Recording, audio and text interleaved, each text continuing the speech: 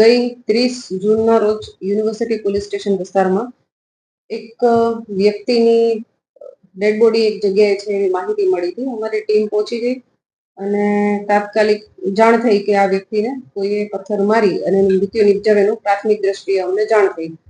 તાત્કાલિક રાજકોટ શહેરની પોલીસ સ્ટેશનની તેમજ ક્રાઇમ બ્રાન્ચની અલગ અલગ ટીમો બનાવવામાં આવી હતી અને આ તમામ ટીમો ટેકનિકલ સોર્સ, હ્યુમન સોર્સ આ બધી રીતે માહિતીઓ એકત્ર કરતી હતી અને આ જે મરણ જનાર છે વિનોદભાઈ કરીને છે એમની સાથે એક વ્યક્તિ હોવાનું જણાયું છેલ્લા દિવસે અને એની માહિતી એકત્ર કરતા જે મરણ જનારના મિત્ર છે અજયભાઈ ગોવિંદભાઈ છે, એમણે જ આ પોતાના મિત્ર છે વિનોદભાઈ એમને મારી નાખ્યા એવું હકીકત સામે મળતા અને આ વ્યક્તિની ઇન્ફોર્મેશન મળતા એમને ક્રાઇમ બ્રાન્ચ દ્વારા હસ્તગત કરવામાં આવેલો હતો અને આજે યુનિવર્સિટી પોલીસ સ્ટેશનના પીઆઈ સીએચ જાદવ જે અહીં તપાસ કરી રહ્યા છે એમના દ્વારા આરોપીને અટક કરવામાં આવ્યો છે.